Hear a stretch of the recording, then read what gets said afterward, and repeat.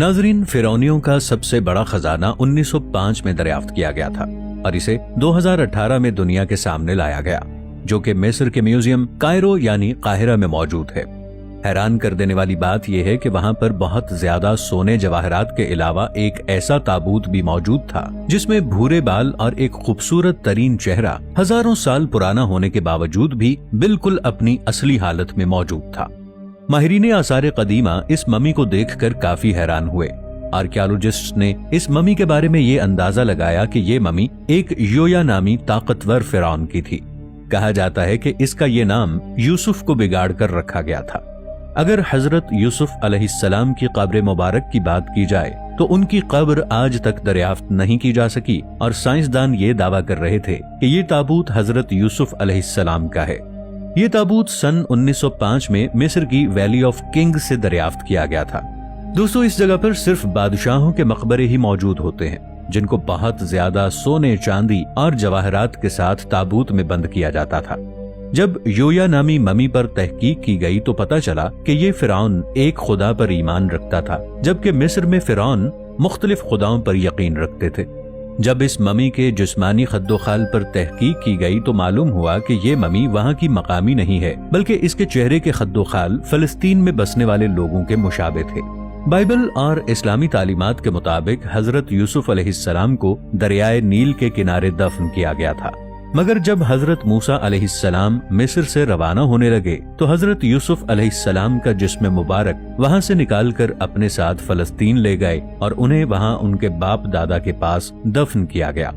جدید ٹیکنالوجی کے ذریعے جب اس ممی کے چہرے کو سکین کیا گیا تب بھی وہ فرعون مصر نہیں لگتا تھا۔ وہ چہرے کی بناوٹ اور خوبصورتی کے لحاظ سے اس قدر بہترین تھا کہ اس چہرے کو تشکیل دینے والے ماہرین اس کی خوبصورتی اور لمبی گردن کو دیکھتے ہی رہ گئے۔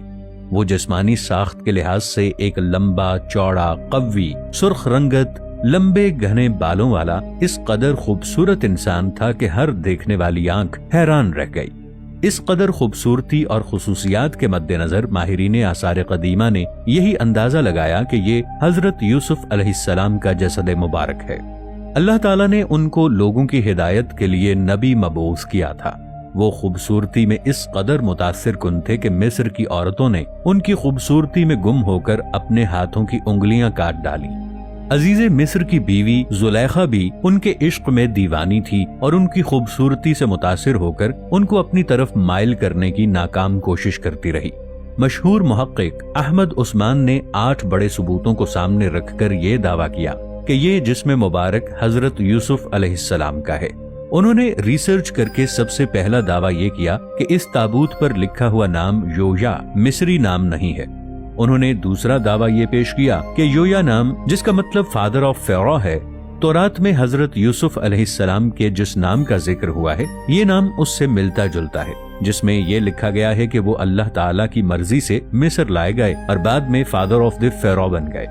تیسرا دعویٰ یہ پیش کیا جاتا ہے کہ جب حضرت یوسف علیہ السلام نے مصر کے بادشاہ کی 7 گائے والے خواب کی درست پیشین گوئی کی تھی، تورات میں یہ لکھا گیا ہے کہ اس بادشاہ نے حضرت یوسف علیہ السلام کو بیش بہا تحائف دیے تھے۔ ان تحائف میں ایک انتہائی قیمتی انگوٹھی بھی تھی۔ حیرانی کی بات یہ ہے کہ جب ویلی آف دا کنگ میں سے یہ تابوت دریافت ہوا اور اس تابوت کے اندر ایک بیش بہا قیمتی انگوٹھی بھی پائی گئی۔ چوتھا ثبوت یہ پیش کیا گیا کہ تحقیق کے دوران یہ پتہ چلا کہ وہ جسم مستقل طور پر مصر کا رہائشی نہیں تھا، مگر اس کی بیوی جس کا تابوت ساتھ ہی سے دریافت ہوا تھا اس کا تعلق مصر سے تھا، مگر تحقیق کے مطابق یہ شخص مصر کا رہائشی نہیں تھا۔ پانچواں ثبوت یہ تھا کہ وہ جسم باقی تمام تابوتوں میں پڑے اجسام کی طرح خراب نہیں ہوا تھا۔ اس ثبوت کو مد نظر رکھ کر محقق نے ان احادیث پاک کا حوالہ دیا جن میں ہمارے نبی کریم حضرت محمد صلی اللہ علیہ وآلہ وسلم کا ارشاد ہے کہ اللہ تعالیٰ نے زمین کو پیغمبروں کے اجسام کو خراب کرنے سے روک دیا ہے۔ چھٹا ثبوت یہ پیش کیا گیا کہ یہ مقبرہ باقی بادشاہوں کے مقبروں کی طرح ہر قسم کی ڈرائنگ اور لکھائی سے پاک تھا، جس سے اس بات کی طرف اشارہ ملتا ہے کہ یہ شخص ایک خدا پر ایمان رکھتا تھا۔ ساتواں دعویٰ یہ پیش کیا گیا کہ مصر کا مقامی نہ ہونے کے باوجود بھی اسے وہاں کے طاقتور ترین انسانوں اور بادشاہوں کے ساتھ دفن کیا گیا، جس سے یہ اندازہ ہوتا ہے کہ یہ اس وقت کا کوئی بہت خاص آدمی تھا۔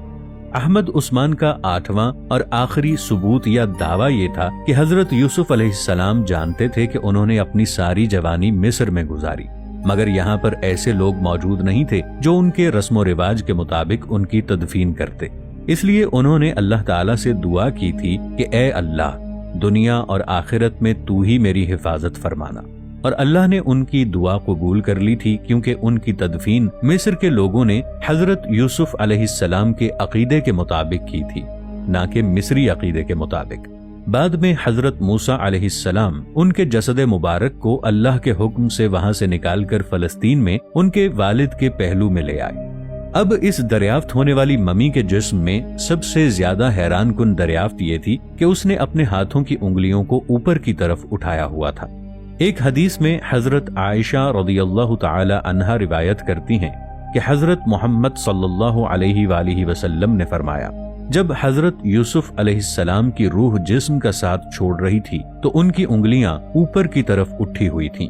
اب اس دریافت ہوئے جسم میں تقریباً سب کچھ ایسا ہی دیکھا گیا۔